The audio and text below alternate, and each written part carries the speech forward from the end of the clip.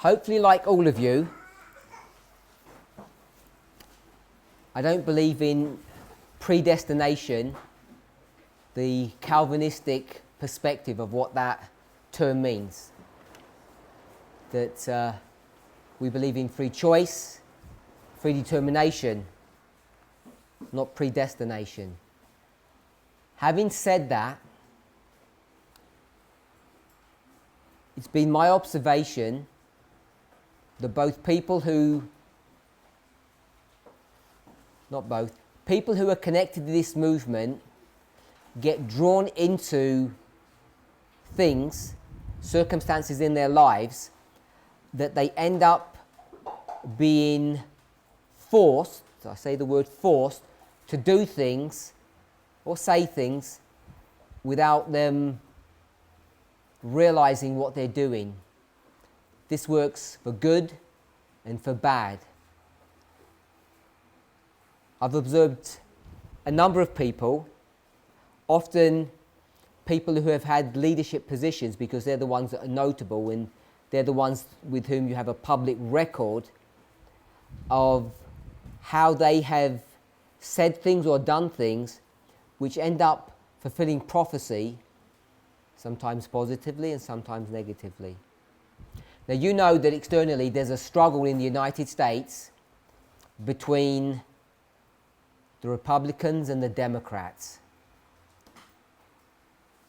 between the most powerful man in the world and who? And who? Who's the most powerful man in the world struggling with, fighting against?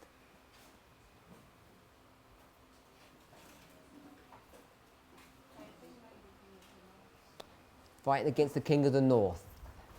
My brother?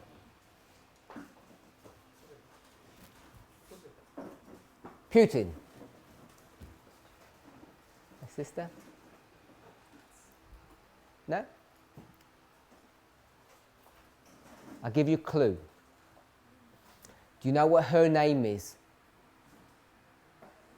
Do you know what her name is? What's her name? The person who's fighting against.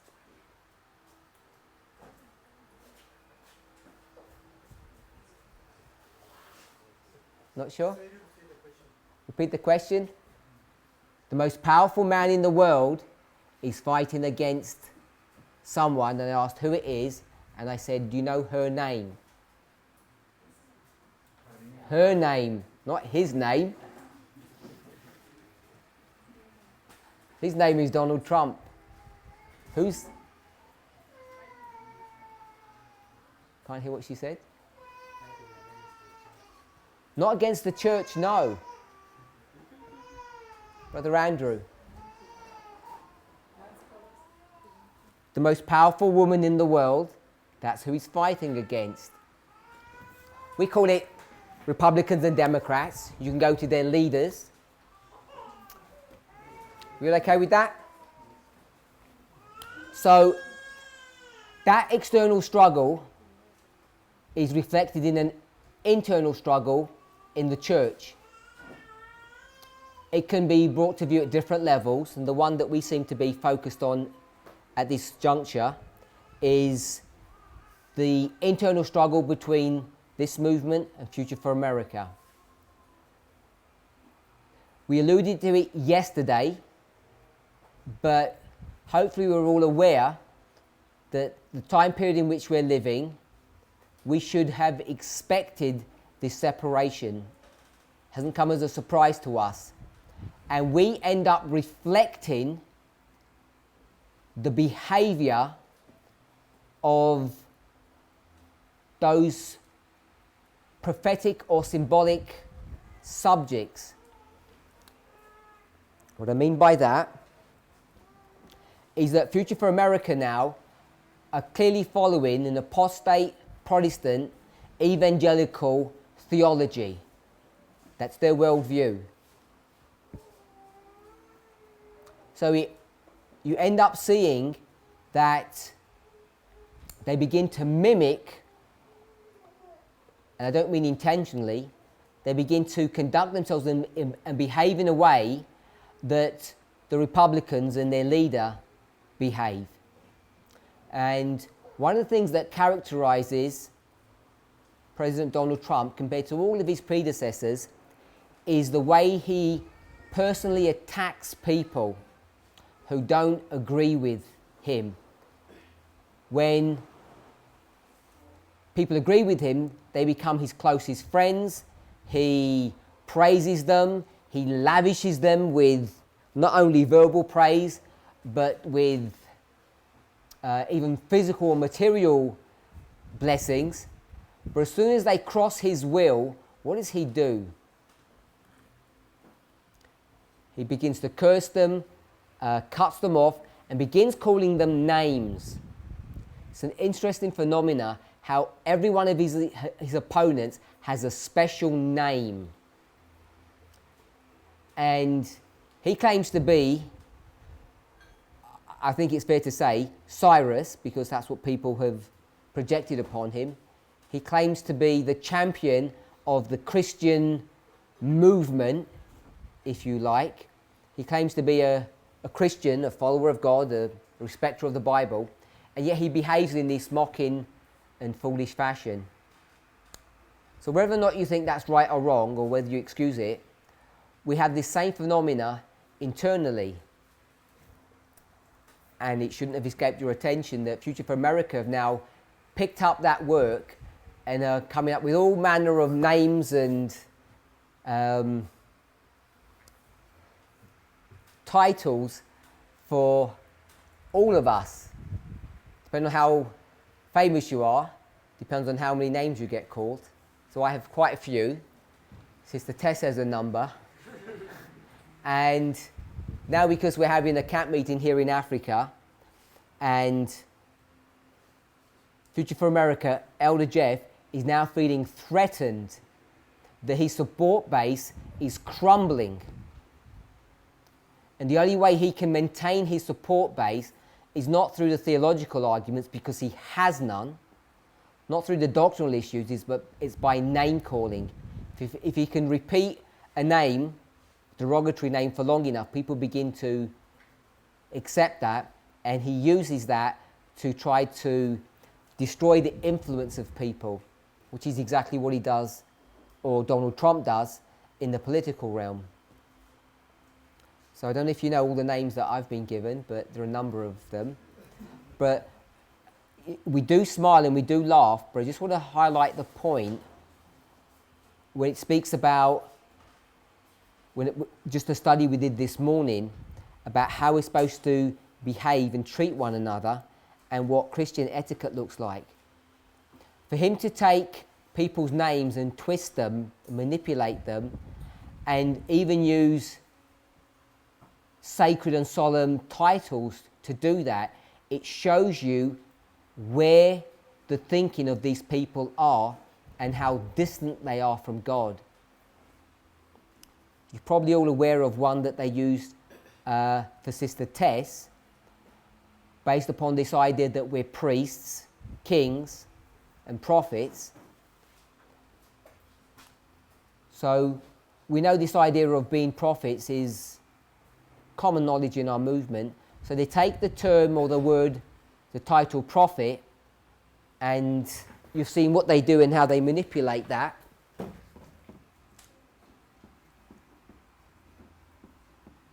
So prophet is masculine, and the feminine version of that is prophetess. And what they do is they say, this is the play on Elder Tess's name, and they use this in this kind of mocking, deriding fashion. So for those people, and I think I've said this before in other presentations, those people who follow Future for America, or who think they have any kind of light to offer, ask yourself, would you follow people who took terms from the Bible which speaks to God's ordained or anointed messengers, takes a Christian sister and mocks her publicly by doing this, is that the kind of people that you would follow? Is that the kind of person you think God would lead? I don't think so. If you think that you've escaped from their attacks, you haven't, because they have a name for each one of you as well. They call you minions. Now, I'm not sure why we laugh, because if they actually understood how to use correct methodology, what would they do if they went to the word minion? Because they claim that we don't do this. What would they do? And thus, saith the Lord, a plain reading, original intent, the true intent of the author. Isn't that what they would do? Of course they would. So if you go to the original intent of the author of this word, what does this word actually mean? I'll read it to you. The earliest use of minion referred to someone who is a particular favourite or darling of a sovereign or other important personage. So is that an insult or a compliment? So what they're saying is, all of you, because they say that your elder Tesses are my minions, that you are our particular favourites. We like you above all other people. And isn't that so? Of course it is, because you're priests and we should take care of those people who are in the household of God. So that's the original use of this word. And because they don't know how to use their own rules that they claim to know how to use, they take this and they make an application, or what could we say? Modern or a dispensational use of the original word.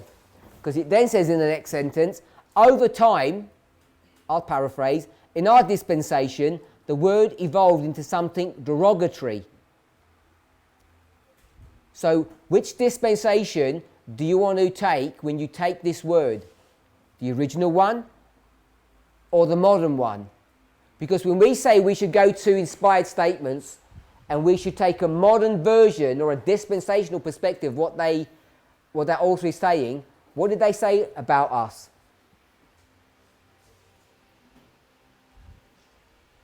We're not following God, we're doing our own thing, something negative. But they do the same thing, and the worst thing is, they don't even know what they're doing. I want to highlight something that you may or may not be aware. They're aware of this issue, at least some of them. The people that are following Future for America are no longer using their brains. All they're doing is following someone who is a leader. Whether or not they agree with the leader in everything doesn't matter. It's clearly a cult of personality that we're already seeing blossoming and evolving in that movement. And however desperate they are to try to project upon us these kind of foolish terms, the reality is the difference between them and us is our honesty and our objectivity. When I mean honesty, I mean our honesty when we read God's word. That we're prepared to read things at face value and deal with the consequences, whether we like the consequences or whether we don't. But they're not willing, and I think many of them are not even able to do that. So all they can do is follow their cult of personality, older Jeff Pippinger, because they have no alternative. Now they can come and accuse us of all manner of things, which is always based upon some truthful point, but it always has to get manipulated. and they feed upon one another to make them happy. I'm hoping that each and every one of us never fall into that trap, that we start thinking like a group, that you feed off one another's either good or bad sentiments, that we remain individuals and that we think for ourselves. If we all follow the same rules, if we're all led by the same spirit, we'll all come to the same conclusion. But those people who follow Future for America don't. They're not willing to read objectively. And when we point things out, all they can do is manipulate, twist, and lie, essentially. This is happening on every single front.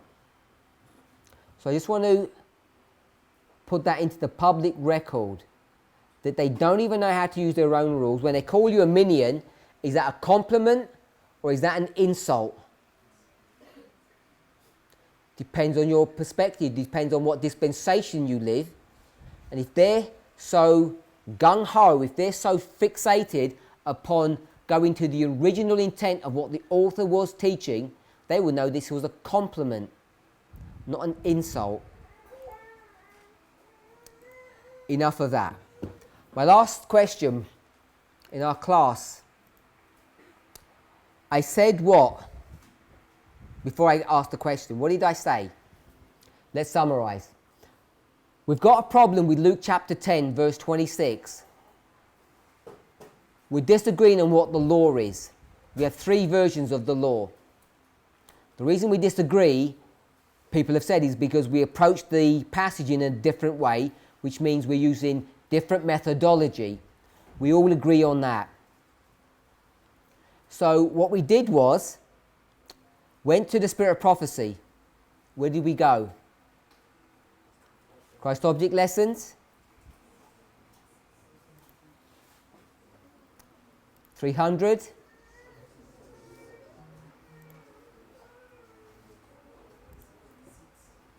(376). Chapter 27, who is my neighbour? And ask the question, now we're going to approach this portion of inspiration, will we all agree? And most people said, no, we would not agree. We went word after word, sentence after sentence, paragraph after paragraph, and what did we see? Everyone is agreeing. It's clear to see what she was saying. So we got to a point in our study where Ellen White brings us to a turning point. She draws us in and then does what? She switches, she hits you on the head and says, what about what, my brother? Where did she take us? Good. She says, what about John chapter 4? Have you considered John chapter 4? And we say, what's that got to do with our study? So she tells us it's about the Samaritans. She introduces this by saying, Christ Object Lessons 380 paragraph 3. The great difference between the Jews and the Samaritans was a difference in religious belief. A question as to what constitutes true worship. Why are the Samaritans not your neighbour? My sister with the glasses. Why are they not your neighbour, the Samaritans?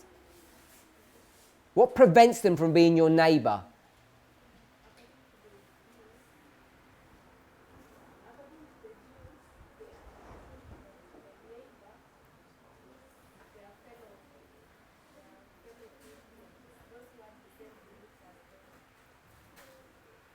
Those who have the same beliefs. The great difference between the Jews and the Samaritans was a difference in religious belief. A question as to what constitutes true worship. So the definition of neighbour is defined by your religious belief. Are we okay with that? When you use that as your criteria, it's obvious that Samaritans can't be your neighbour. So she introduces it in that perspective. And we know that the Samaritans weren't following the Ten Commandments, have a different religious belief.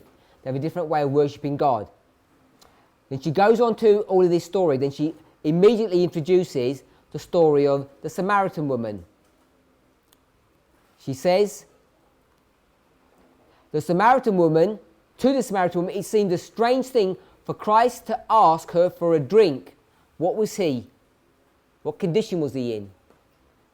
In need. That's the definition of being a neighbour. He's in need. She says it doesn't work that way, but she offers him or complies to give him the drink. Does she actually ever give him the drink? I don't think she ever does. So what does Jesus do then? Gets into a discussion and does what? Turns it around, and now who is the one in need? The woman is the one in need. He turns this all around and says, actually you're the one in need, and you didn't even know it. So she's going to use all of this argument here and make it to be brought to bear upon the story of Luke chapter 10, the Good Samaritan. And we, as I said, we discussed all the intricacies of what Christ was going to teach, his methodology. A question that came to light when we looked at that passage, Luke chapter 10, was Jesus says to the lawyer what? At the very beginning.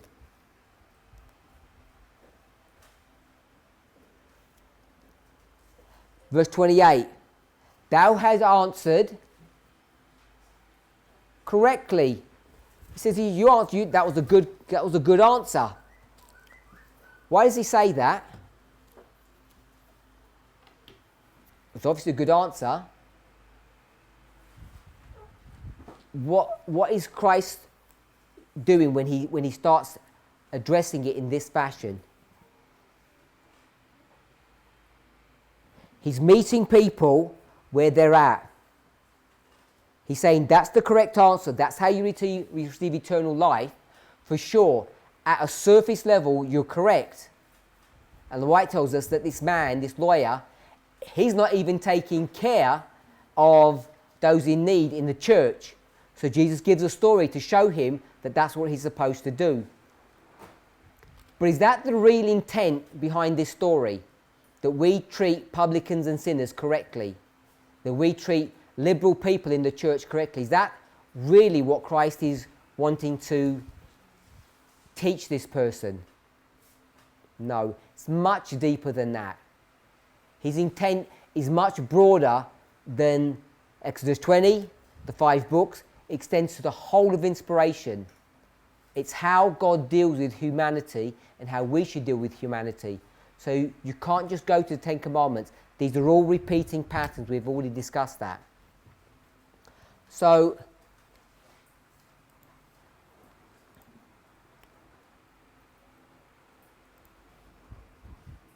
before we go back to the question,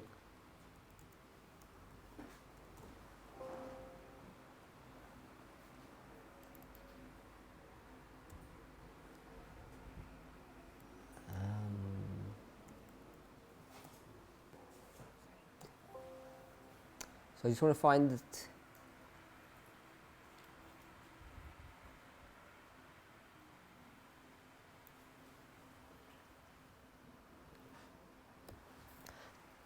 Let's go to another story.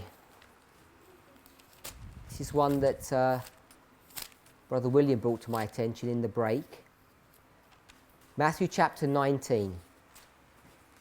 We did discuss this before, but I want to bring us back now that we've had a review of what we're talking about. Matthew chapter 19, verse 16. This is the rich young ruler. We're all familiar with the story of the rich young ruler.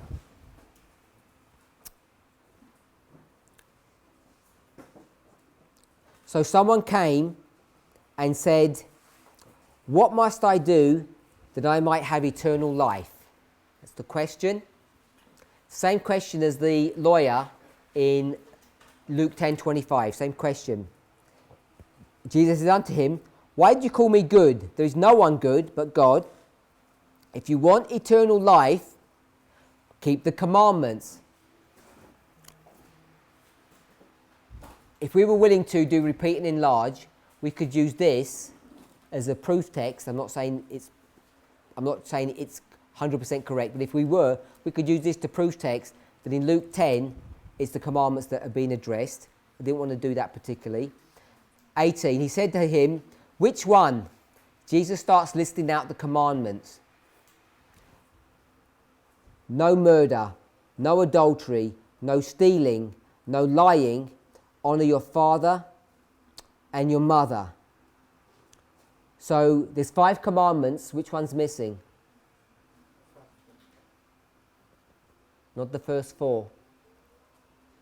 Which one's missing?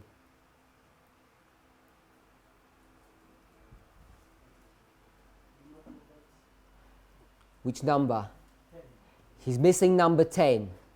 He's going to list out the commandments to deal with what subject? Love. Love your neighbour. So it's the same framework. He's actually going to list out the ones that you're supposed to keep. He says, which one do I need to keep? And he says, let me list them all out. Which one is he missed? Number 10, the 6th one. Thou shalt not covet. Yep. Let's go to Exodus chapter 20. Have a quick look.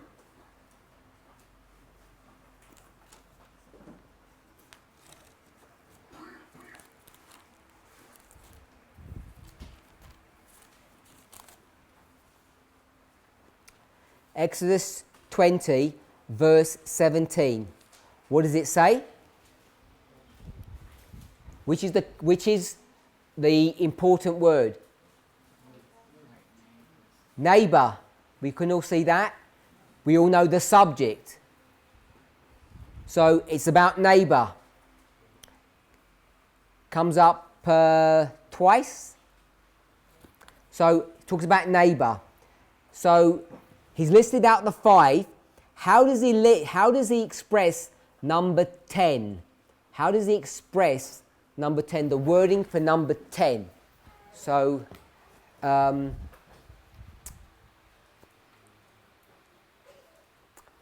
Sister Elizabeth. Number 10 says, thou shalt not covet. How does Jesus word number 10? Sorry? Love your neighbour. It's right there. He hasn't missed number 6. He's just reworded it. We're in Matthew 20, verse 19. Honour thy father and thy mother, and thou shalt love thy neighbour as thyself. So, what do we know when we say there's 6 commandments? How many are there actually? Yesterday, this morning, we heard or we read or we said that there's 10 commandments, but we can condense them into how many? 2 commandments. So and I think Jesus says the second great commandment is, and that love thy neighbour commandment is how many commandments? 6. So how many commandments are there? Because number 10 is the one that he's quoting. It's only 5 commandments. Because the 6th one is what? It's repeat and enlarge of all the other 5. We can see that? So he's listing out all 6. But in the version that we read in Luke,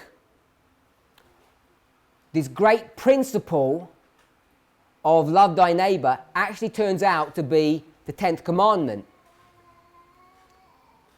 If you do Alpha and Omega, what's the other great commandment? Love the Lord thy God with all thy heart, thy mind and thy soul. So you love God and you love your neighbour. So that great commandment must be commandment number 1. So those 4 commandments that you have, the 3 must be repeat and enlarge of number 1. Everyone okay? We're all in agreement. The young man said to him, I've done all of these. What am I lacking? Jesus says, if you want to be perfect, what does perfect mean? If you want eternal life, what do you have to do? Sorry? Okay, the verse says to sell what he has, but what are we saying you need to do to be perfect? How do you become perfect?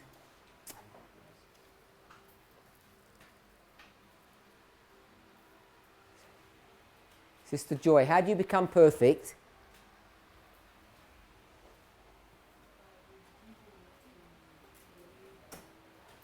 By giving to your neighbour. Your neighbour is someone who needs something.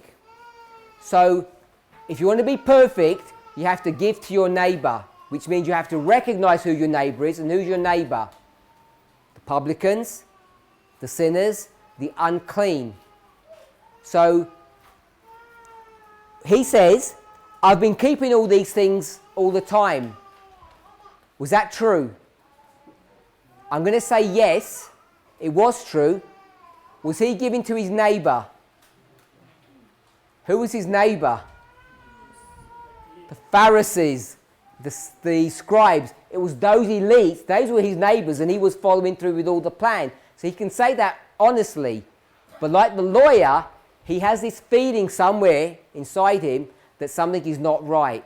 And we know what provokes that feeling. What provokes the feeling? If you know the background of the story. Put your hand up if you know the background of the story. That what provokes him to even come to Jesus and have this discussion, this bad feeling that he's got. What has he noticed?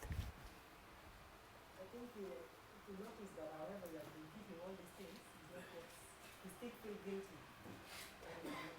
There's something that triggers it. It's not that.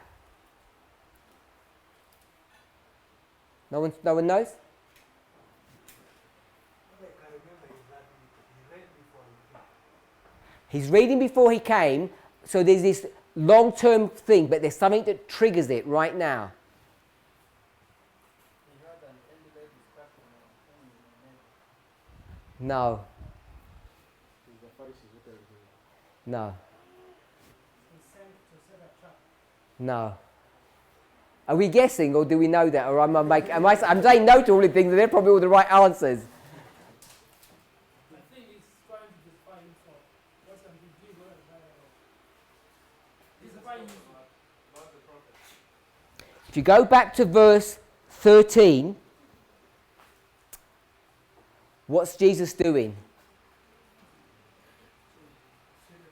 He's blessing the children. And when he has this conviction because he's read something in the past, when he sees Jesus blessing these children, he sees that they are receiving the benediction of God, and in his heart, he doesn't feel that he has that. So what does he want Jesus to do for him? To bless him. He says, I want the blessing that you gave to those children. So he comes to him as a little child. And he's basically saying, can you bless me? That's what he wants. He wants it that simple, but he's an adult. And it doesn't work that easily with adults. If he had just gone to Jesus and said, Jesus, you bless them, bless me. And he had knelt before him and asked him, that would have been one thing. But he won't do that. He won't humiliate himself in public. So he has to pretend to have this air of importance, and yet he wants to receive the blessing of a child. So he has this tension. I'm pretty sure if you go to Desire of Ages, she says that's what triggers this conversation. So he's not going to do it properly, and then he ends up getting trapped. So I want us to see that this discussion is the same story, if you like, that the lawyer has in Luke 10. That it's all about who is your neighbour. And in verse 20, did he agree with Christ or disagree on who his neighbour is? He disagrees, doesn't he? He walks away sorrowful. Now, the way we would read this story, we would give it a completely moral framework, see how selfish he is, learn lots of lessons, and say, we shouldn't be selfish when God says, give all that you have to the cause, sell everything and, work for God. We could use this to manipulate, especially young people, to sacrifice themselves to the cause of God. and destroy their lives, their careers. We can use it for that. We can use it to generate funds if we're doing a fundraising campaign. There's many ways to approach this passage. But this story is about what? It's about people understanding whether or not they should not just help people who need help. It's trying to show the person what?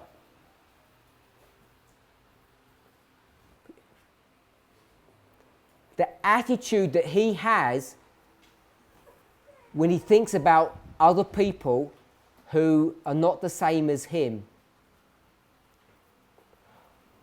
We have to get this right first in the church, then in the world. Don't know if you've seen presentations that we've done about how you can take the New Testament and the structure of the New Testament in a really simple fashion. You've probably seen this.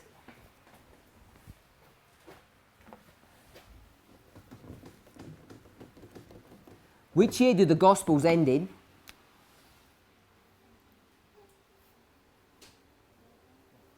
Which year?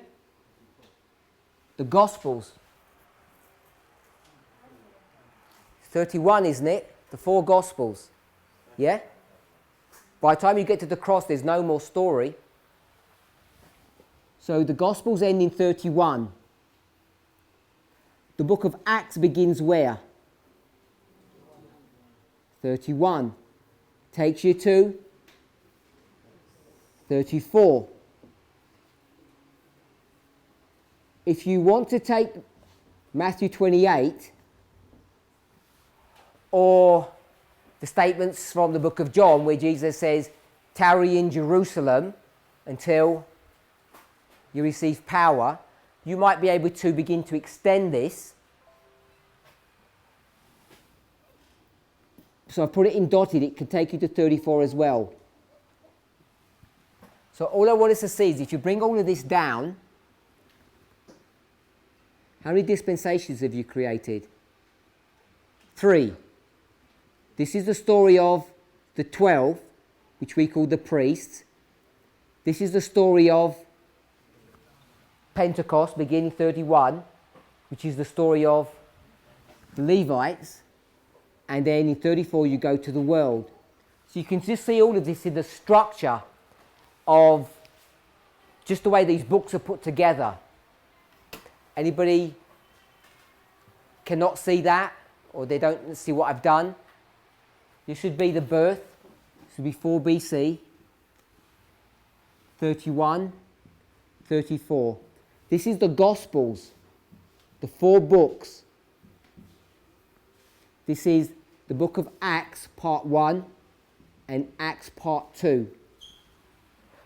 We've not gone to any verses. We've just looked at the structure of how these books are put together. There's this overlap, if you like, between the book of Acts and the 4 Gospels, when Jesus says in the book of Matthew, preach the gospel to all the world, wait in Jerusalem before you've got the commission or the permission to leave and go elsewhere.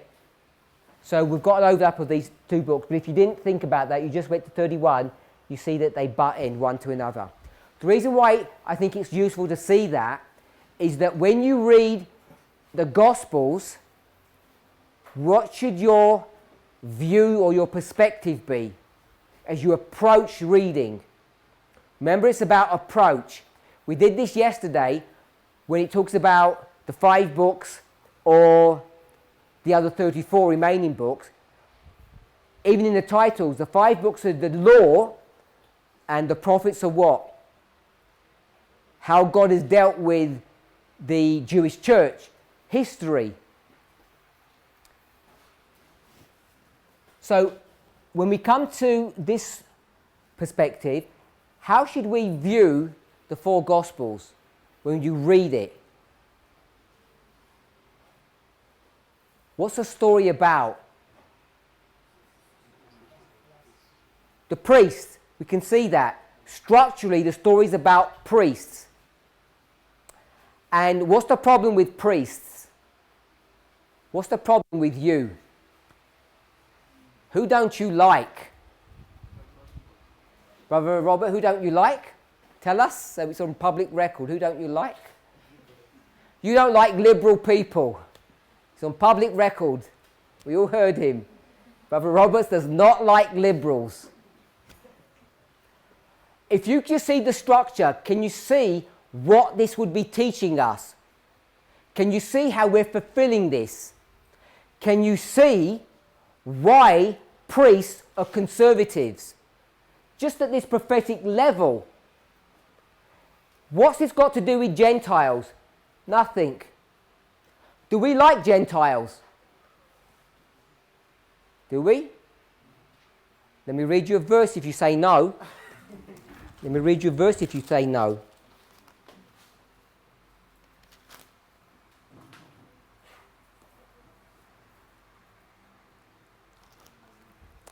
If I can find the verse.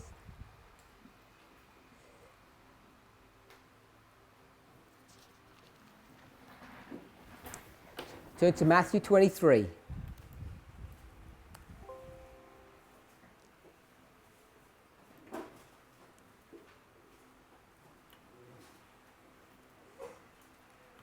Verse 15. My brother said, we don't like the Gentiles. I'm going to say, we love the Gentiles. Verse 15. Who's Christ talking to? In verse 15. Who's he talking to? Priests. Us. He says, woe unto you, scribes and Pharisees, hypocrites, for ye compass land and sea and land. What does it mean to compass? Put your hand up and shout. Sister Jackie. No, don't put your hand up. Just. What does it mean to compass?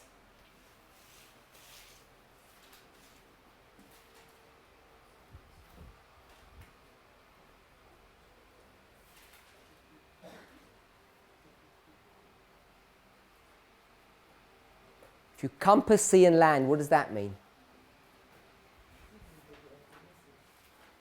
Doesn't mean giving the message. Sister?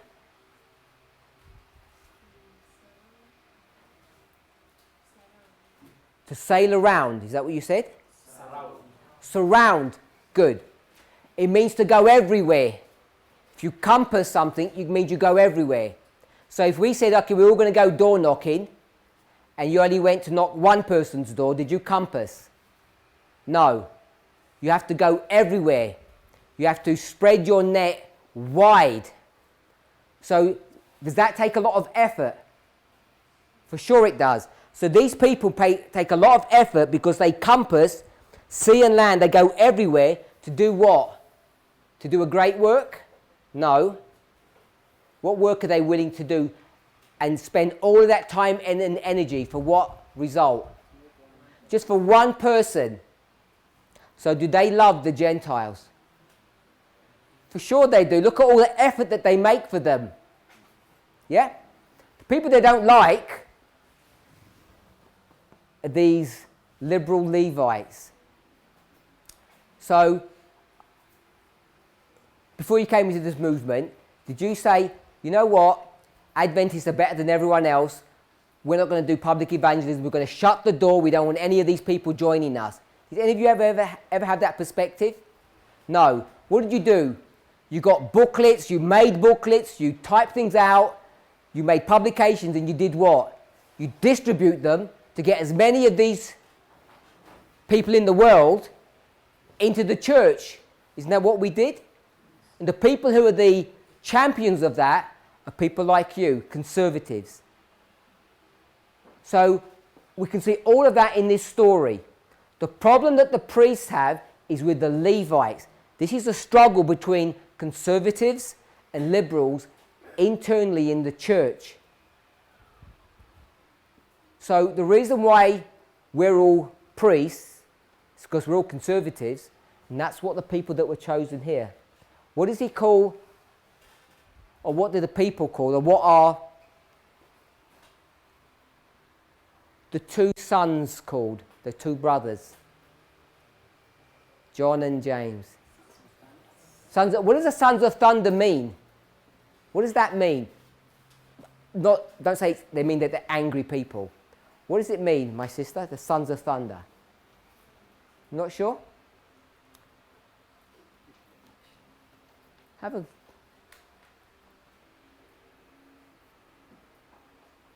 Why are they called sons of thunder?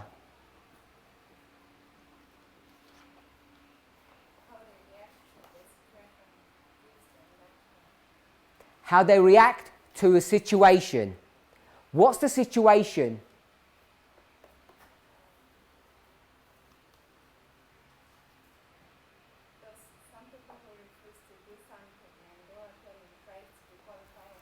Okay, so you do know the answer.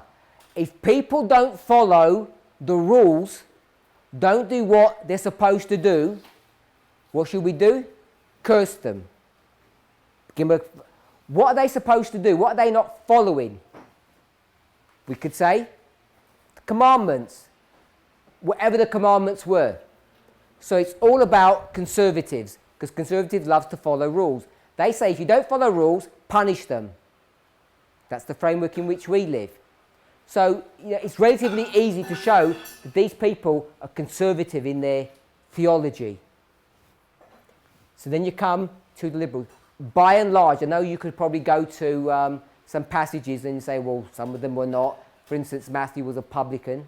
I know that. But I want us to just draw this idea that there's this issue between here. And when you can see that, when you read passages like that, it helps you to focus upon what the real issue is that the rich young ruler has or the lawyer has when Jesus addresses it. In both cases, he doesn't say, what does he not say?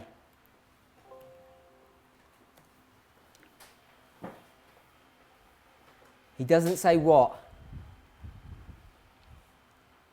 Well, go back to the Spirit of Prophecy quote if you can't remember.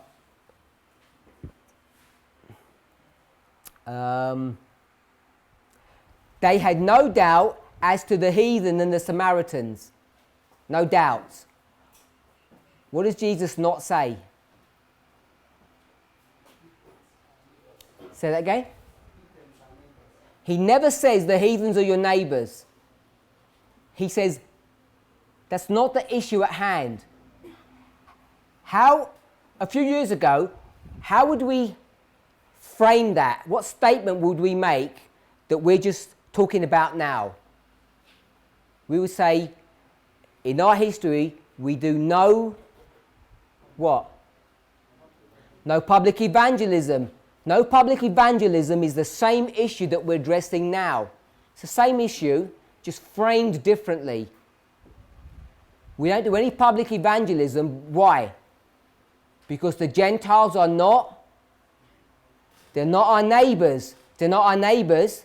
We don't take care of them because we don't see that they have any needs. Are we okay with that? Yeah? It all sounds ugly. And that's the problem. Much of how God has to correct the mess that we're in can look ugly and it can be off-putting, and we can end up misunderstanding, misrepresenting God, his ways of doing things, and we can judge him in a wrong way. Or we just say God is so kind, we actually destroy the evidence, manipulate it, and distort it to make him look good. We rewrite it instead of reading it for what it is. Both of them are criminal activities. You can't call God wicked. He's not. But neither can you just erase this information and say, because God is good, all of this must be good. You can't do that. We have to be honest and true. This is what I said at the beginning of our class, what the culture that we want to have in this movement is one of intellectual honesty and being objective, not twisting things to make them fit because it's easy that way. We've been doing that for far too long in our movement. And when we get accused of lying or rejecting things that we used to believe, you need to ask yourself the question, is that a false accusation or is it a true one? As you see how we're approaching these subjects. It's easy for me to say it's all lies, but you need to make the assessment whether or not what's being brought to you is a lie. So, this is the subject of public evangelism. It's all going to be done in order. Public evangelism means worldly evangelism. So we're not going to do any worldly evangelism. Jesus, in all of his instruction, is teaching the people that very thing, specifically in the examples that we've given. They say, this is our neighbour. He says, for sure they are. When I say this, I mean only the church. And then they say, these people are not worthy. They're like untouchables. We shouldn't be associated with them. And he says, no. You need to reach out to the liberal elements in the church. All of these are significant prophetic subjects that until recently this movement has been blind to. Many people who are still on the right side, hopefully, you're here with us, we have taken this idea and say, if liberals are so good, maybe we can all become liberal. Which was part of this study that Elder Tess spoke about, this issue of food. Maybe we don't need to be vegans anymore. Maybe we should just be liberal like everyone else is liberal. So it's easy to make a mistake when you start looking at this subject and you don't read it correctly. So in our movement currently, there are people who say that we're teaching things incorrectly in the vows when it comes to lifestyle issues. The way we've approached reforms is incorrect and it's inconsistent with our standard prophetic model. So for those people who are going down that track, who believe they've got strong arguments that we're misreading from 1 Timothy or from other books that seem to talk about standards, just put those thoughts to one side. After having reviewed the study here about diet, just want us to think about conceptually, because there's no diet or anything being discussed here, but if these are conservatives and these are liberals, you don't see anywhere that these priests have to start living the same way that the Levites would live, or what we would call the unclean. The Pharisees are not all going to be publicans and sinners now, are they? Of course they're not. In fact, thank you. What does the publican want to do? What does the publican want to do? Sorry? He wants to live like a Pharisee. What does the Pharisee say? He doesn't want to what?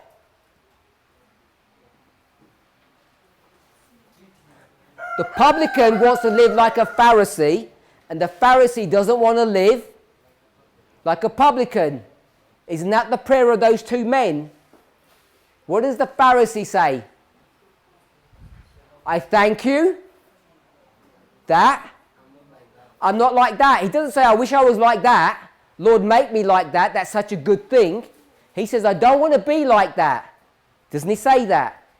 So why in our movement do we say, we Pharisees, we conservatives want to all become liberal now in our dress, in our reforms? How can that be when the prayer says he doesn't want to do that?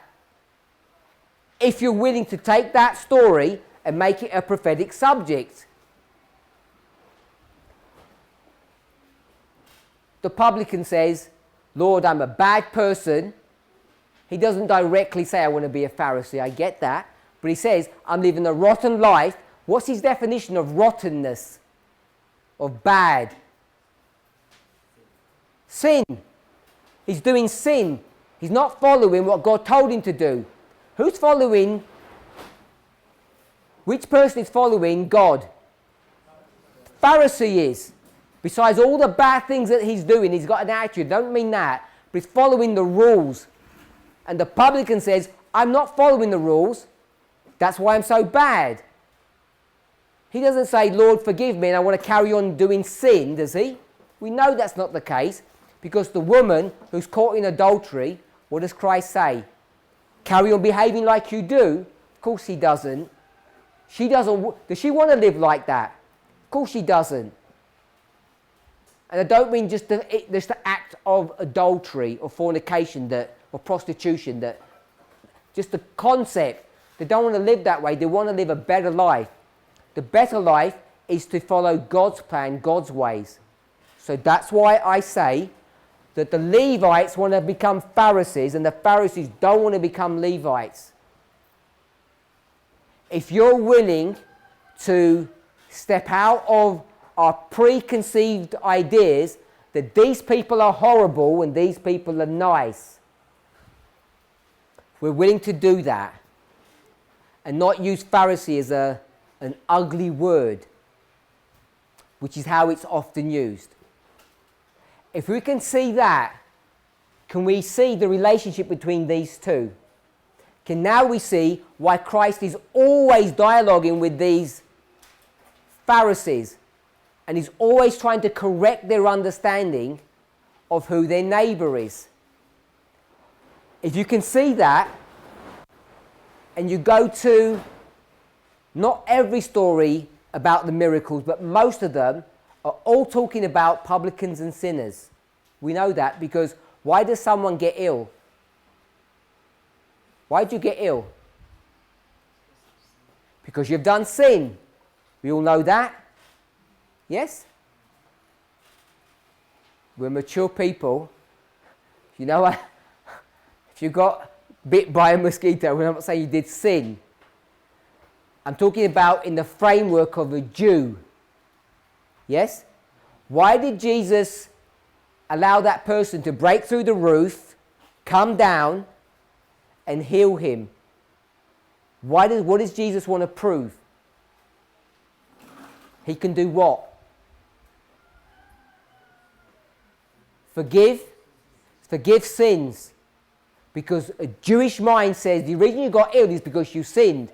So the miracles is a parable of what? Of forgiveness of sin. Now before we condemn the Jews, we're of the same ilk, which is why Elder Manjit had to say, shout that you'll take your medication, because we're all Pharisees and we think it's sin to do such a wicked crime as that. Because we have the same mindset. If we're all righteous, we wouldn't get ill. And if we did get ill, natural remedies would fix us up. Does anybody want to make a comment on this structure? What we can learn from that? We went to Matthew 20, went to Matthew 23, we went to Luke 10. All of that is a discussion about who is one's neighbour. And for a priest, it's nothing to do with a Gentile. Do you all agree? Yep. Any questions or comments that people want to add? They've got something to share with us, some insight that they have that could help us? No? Okay, so I want to add one more point. If Jesus is so clear about your neighbour is a Levite, why is he talking to the Samaritan woman? Why is he talking to the Syrophoenician woman? We'll deal with the Samaritan. We've dealt with the Samaritan, we'll leave her. The Syrophoenician woman, what's different between her and the Samaritan? How many people are in the story of the Samaritan woman? 2. Jesus and her. Secret conversation. Syrophoenician, Jesus, her, and the disciples. So the dynamic is different. Why the different? What's happening there in that story? What is Jesus starting to do?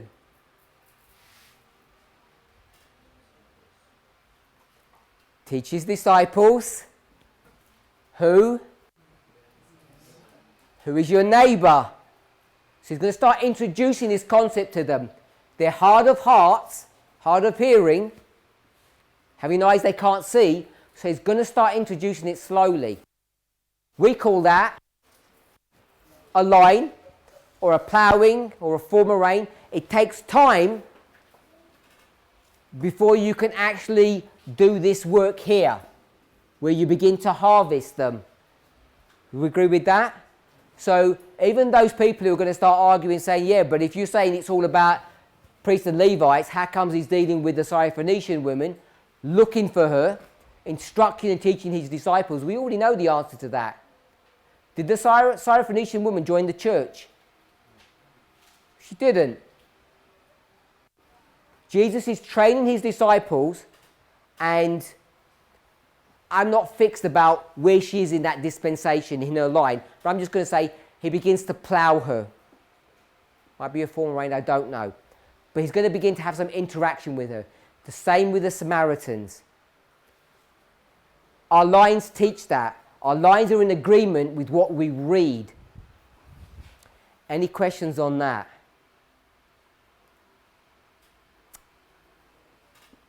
All in agreement? Oh, 1 second. Who's speaking? Oh, sorry. I've not got the concept of how you brought the Levite to be the neighbor of the Pharisees.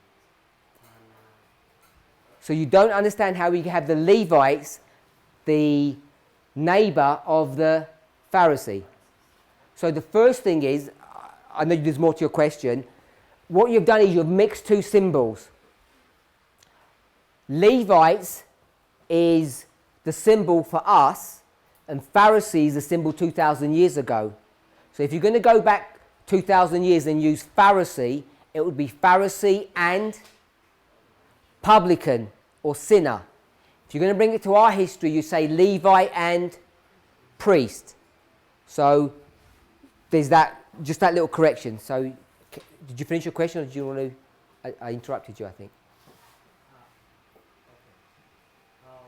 How my question can now be, who is now the neighbor of the Pharisees? Who is the neighbor of the Pharisees? And then the next question. Okay, do you know the answer to who the neighbor of the Pharisee is? Do you? So when we went to Luke chapter 10, and we read Ellen White's commentary on this, she said the definition of neighbor is what? What's the definition of neighbor? My sister at the back? What's the definition of being a neighbor? Someone who needs help. So that's the definition of neighbor, someone who needs help. You agree with that? You brought the story of Luke 10 to us in this class a couple of days ago. You remember? So in that story, who needs help out of those four people? Priest, Levite, Samaritan, or the traveller? Who needs the help?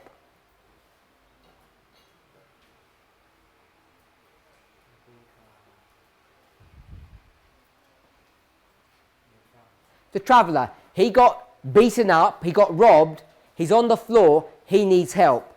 So therefore, he's the neighbour. You agree with that? So he's the neighbour. Now, in that story, it says priest and Levite, which are all the leaders of the church. So what we can't do is take Levite or priest from that story and project it here. I don't know if that's what the confusion is. So in that story, priests and Levites equals the leaders. So the leaders are arguing how should they treat people who are beneath them, which they call the unclean church members. and they say they're not our neighbours because they're sinners, and therefore we don't have to do anything for them. Because there's Old Testament passages that say if someone is a sinner or an enemy, they're cursed of God, and therefore you have no duty or obligation to help them. In fact, you're supposed to push them away.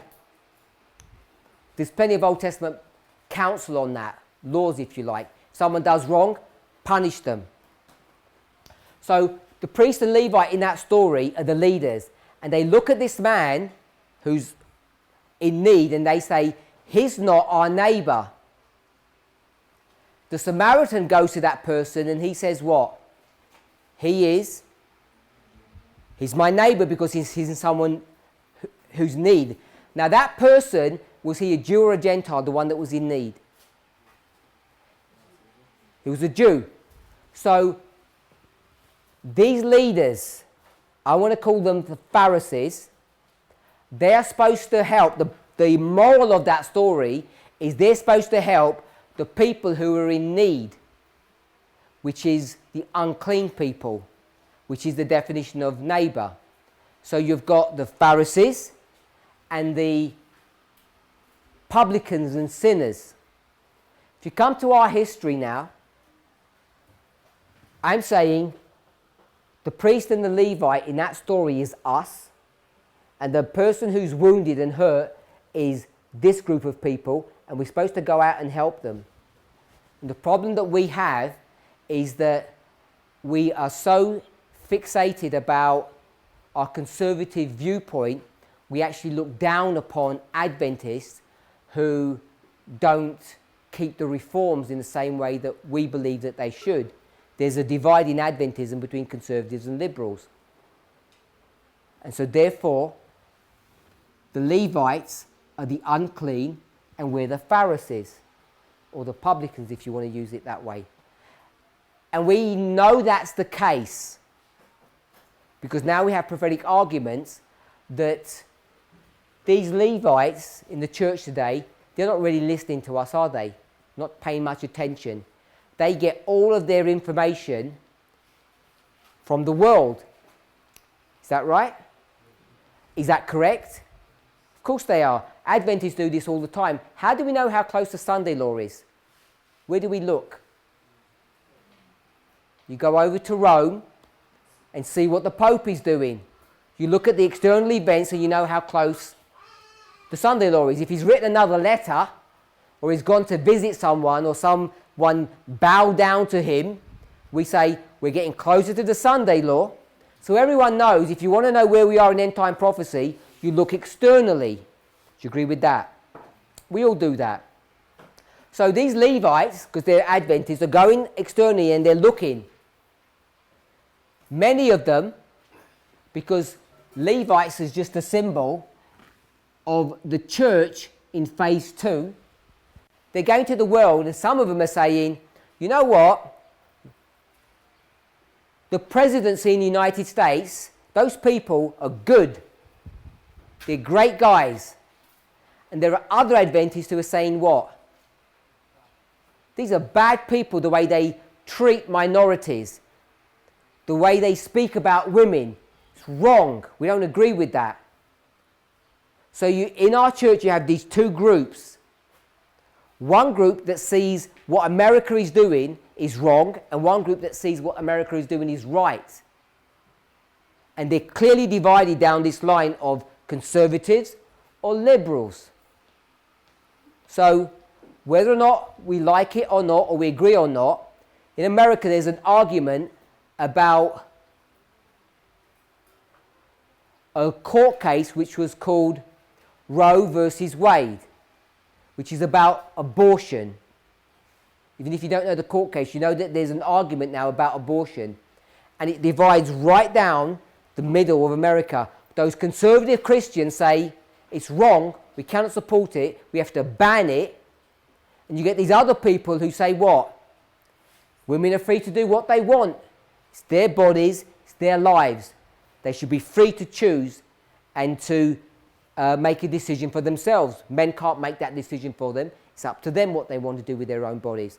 Christians say It doesn't work like that. It's not your body, that baby that's inside you.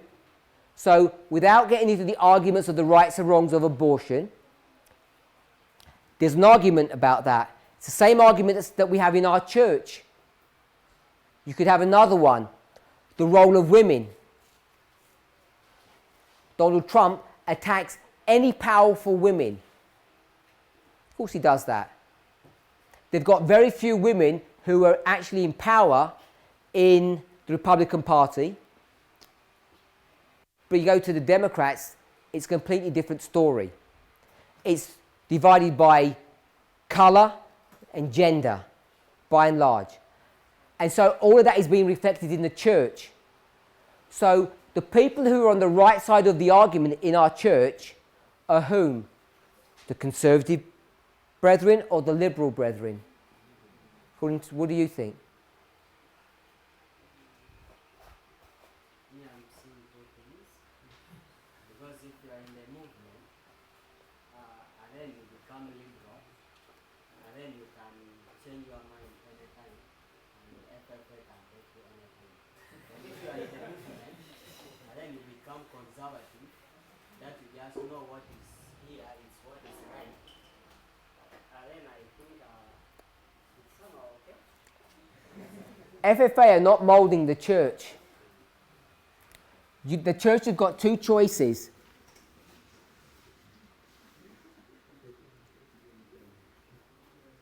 They can either choose a man or a woman, Trump or Pelosi, a Republican or a Democrat, to understand what they believe is right and proper behaviour and what's wrong and inappropriate behaviour. All Americans are having to make that choice. In fact, I'm going to say all of the world, in some shape or form, is being forced to make that choice. So as Adventists here are looking, if you choose this one, why would you choose this one? Why would you choose him? What's some reason you'd say, this is the right way to go? Is it because he commits adultery? No. So why would you choose him? Maybe because the last president who is leading people towards the end time, but if of another thing, I don't know. He says abortion is wrong. He's appointed judges that don't believe in abortion. He says too many foreign people are coming into our country and we should stop them because they're destroying our country. And the people that he's pointing to are people who are not as well educated, they're of a different colour. He says these people are diluting our cultural heritage. This is a Protestant nation. All these people have different views, different ideas. We don't want them here. They cause trouble for us. So,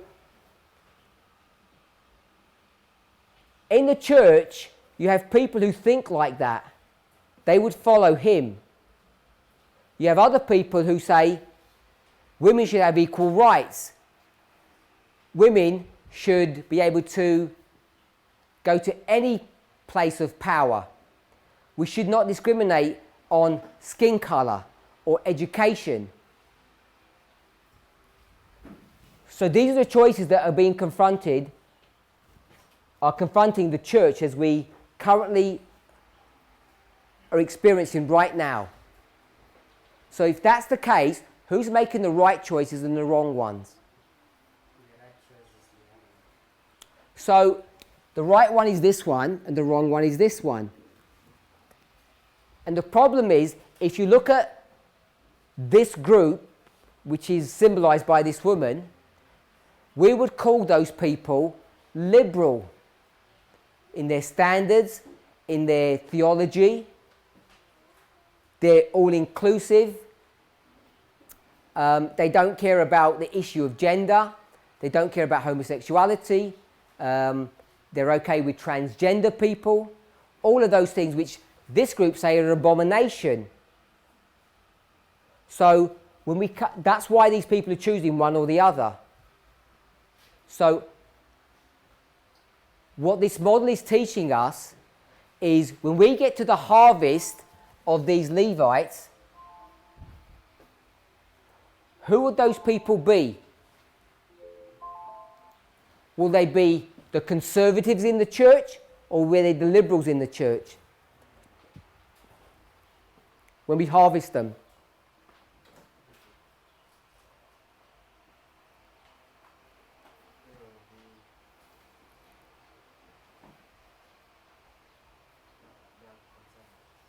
Can't be conservatives, because we're here and the tick is for Pelosi, liberals. When will they change to conservative? So they can't change. What they're doing is learning more and more about this issue until we say, now you want to join us. And they say, sure, we want to join this movement because this movement agrees with the moral perspective here that this group are holding to. So those liberals find a common connection point with us. Now what's happened is this movement has split, and it's split over this ideology. Which group do we want to follow? And I'm not saying Future for America openly say we follow Trump. They wouldn't dare say that. But they do it surreptitiously, secretly. I don't want to say lying, but maybe even inadvertently. They don't realize what they're doing, but that's where they're going because they have the same world view. So therefore, they're going to go from step to step, and they're going to totally join the church. In fact, they've already joined the church now. You can show that prophetically in the process of joining the church. So that's why I'm saying these are liberals and these are conservatives. It's not priests and Levites that you take from the story. The priests and Levites are the symbol 2,000 years ago, and today we would just call them priests. And today the symbol of Levite would be the publican and the sinner, or that man that got hurt.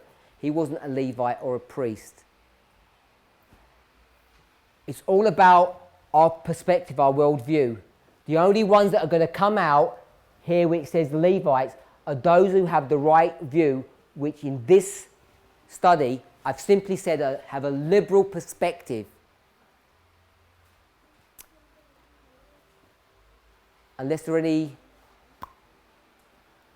I think there is exhaustion. Everything is clear there. So what I'm struggling with is the beginning of the study. When you talk about prophet, and then you go to the issue of prophetic, then so I was like... Say that again. You're struggling. You agree with all of this, but you're struggling with the beginning. Are you pointing here? Which bit? Tell me when to stop. Oh, this. So I was like, what is wrong with it? It says it's the prophet. Is it the case not the prophetess? Yes, but the way they say it is they say it in a mocking fashion. They're not just saying she's a prophetess. They're taking her name and using it in a mocking way, as an insult. They're not saying it in a positive fashion. They're not saying elderess, the prophetess. They're saying prophetess in a mocking way. It's meant to deride us, not to... They don't believe she's a prophetess, they believe she's a false prophet. And to make that point, instead of saying false prophet, they just mock her, and they use her name into this title of prophet to deride her. And if they're deriding her, they're deriding all of you, because all of you are her minions. Because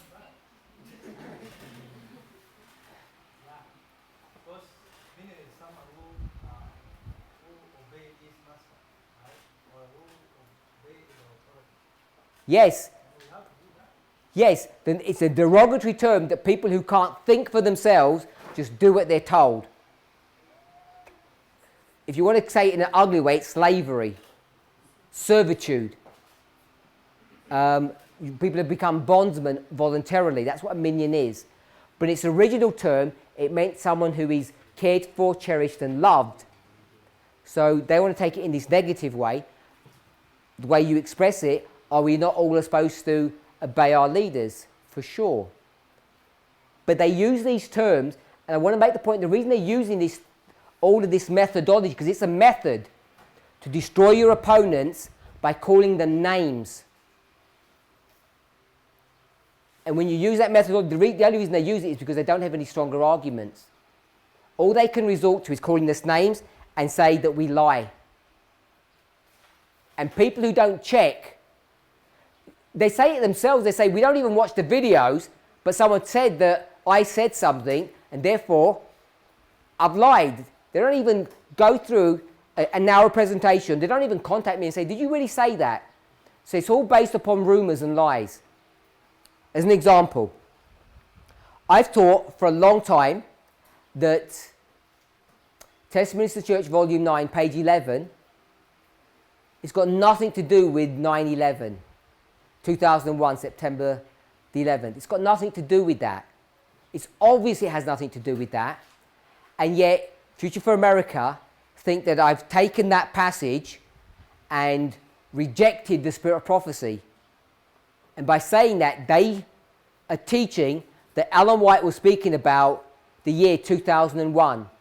And she said it in some kind of secret or coded message. Now I want us to think about that. Is that how we approach Scripture? Can we even defend that? Of course we can't. There's no defense on that. And the reason we know is because nowhere will you see Ellen White talk about two time of the ends. 1989 does not exist in the Bible or in Ellen White's writings. It's been completely manufactured by this movement, and they're not willing to admit to that. And they say that we lie. But I've said for a long time that Ellen White never refers to 1989. It's not found in inspiration. This has been a public record for a long time, and last year, February, March, we began to formalize that, and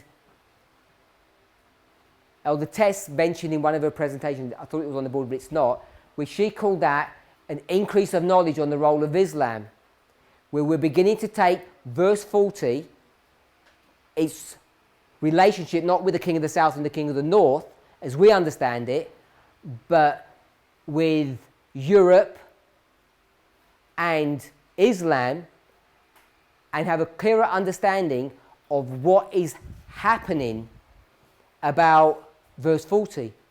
So this idea that Ellen White never speaks about verse 40, and we should have a clearer understanding of the verse, has been understood for a long time, at least by me, perhaps others as well, and it got formalized last year.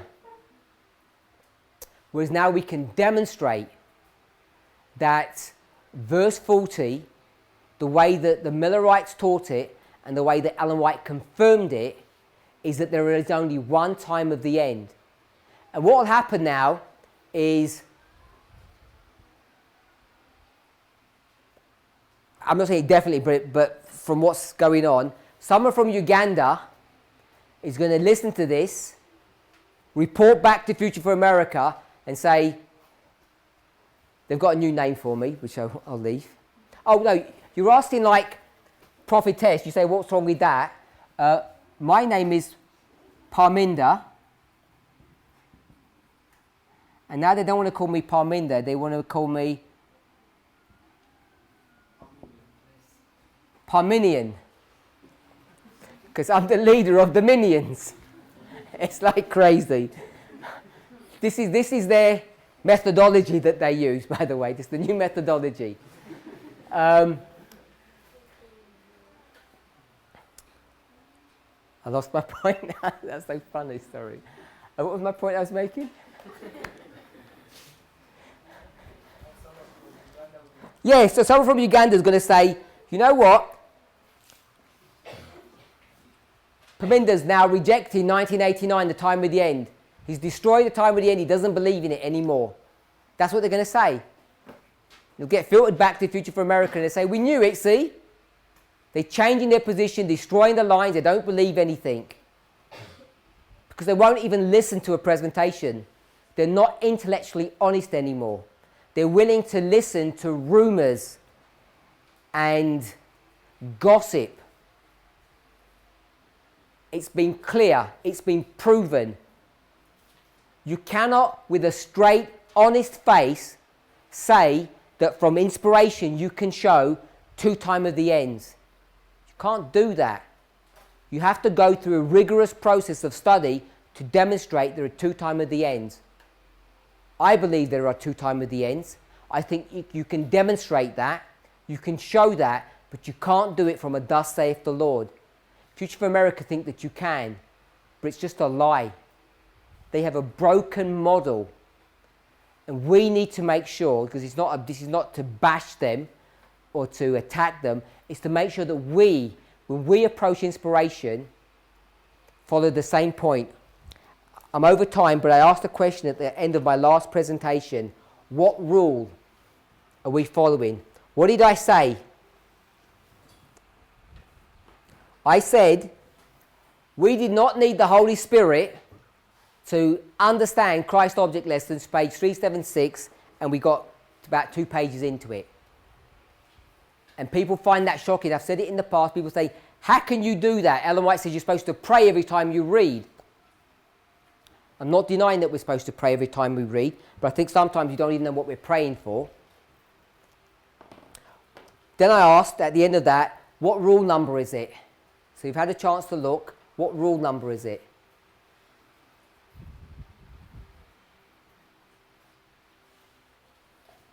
Okay, so what Miller is going to do, he's going to juxtapose 2 concepts. What are the 2 concepts he's going to juxtapose? Based upon what did I say a minute ago? We all came to the correct conclusion in Christ Object Lessons, and we what? We did not need the Holy Spirit's assistance. We didn't need God's help.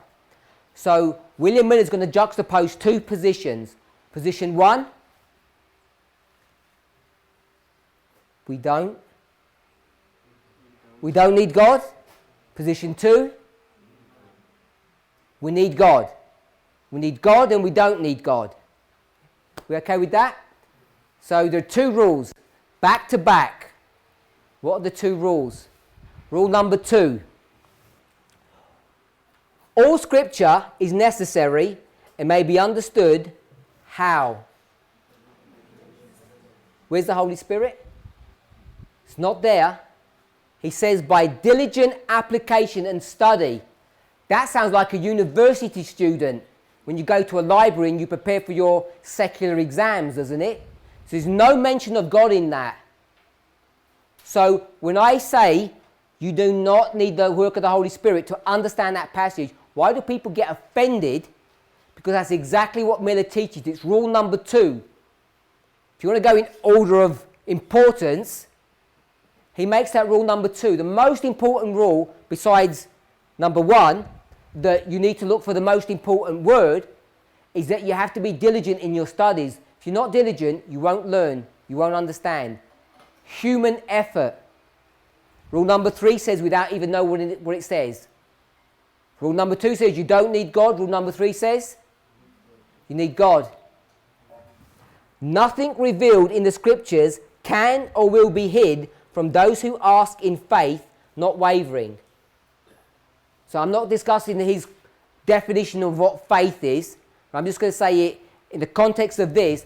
Asking in faith means asking God to help you. Just at that level. I think that's what he means. Rule number 2 is you do it by yourself.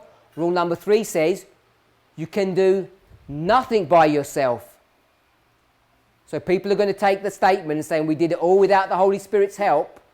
They're going to say, see, they even reject God because that's what they want to do. But you need to know the reality. Not for them, but for your own benefit. We went through Christ Object Lessons because we did it which way? Plain reading. Plain reading, you do not need God's assistance. You just need to do what? Diligent effort, which means you need to be a scholar.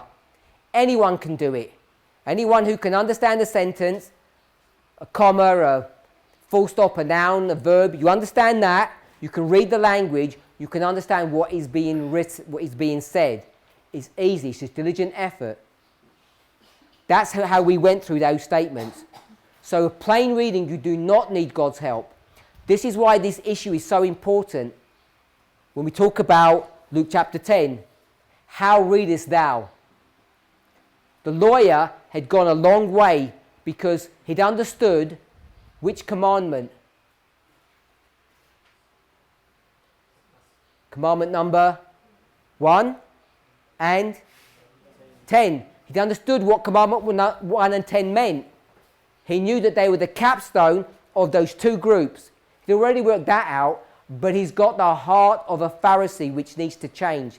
He does not want to accept who his neighbour is. It's diligent effort that brought us to all that conclusion. You just read it straight. Now, Jesus says you need more than that. Now you need the Holy Spirit to guide you into the hidden treasure. And isn't that what we're supposed to be digging up? Hidden treasure. So for hidden treasure, you don't need to be a scholar. You don't need to be clever. You don't need diligent effort. It's God directs. It's God teaches you if you have enough faith to believe. So I just want to summarize. We came to a conclusion, an easy conclusion, just through diligent effort. If someone misread a sentence, one of us can say, no, you misread it, because I can read English slightly better than you can, and we all came to an agreement. We all came to agreement because we can all read the words for ourselves. You don't need to be more spiritual or less spiritual than someone else. That's rule number 3. When we did that, we can't get very far. That's why we were struggling the day before, because we weren't using rule number 3. Before, you take that as an insult, like you're not spiritually enough. What do you have to have first? I don't know if you've seen presentations done on the nature of man. I did sort of like a picture work to illustrate this. How do you get truth? In how many steps? 2 steps. First step, intellectual. Intellectual is rule number 2. Then you need to understand it spiritually. Rule number 3. All these concepts tie together, which is why, for me, I have confidence in William Miller's rules. I have confidence why Ellen White, in this passage, mentions the first 5. We've mentioned now 1, 2, 3, and 5. We haven't mentioned 4. We haven't had 4 in our study. We've alluded to 5. We haven't actually spoken about that yet, but I've alluded to it. But I've totally ignored number 4 thus far. So I want us to see how these rules work in real life. How we're supposed to approach inspiration. It's not just the rule itself, it shows you the approach. You need the subject, then what? When you know the subject, what do you look for? The most significant thought about the subject. Then what do?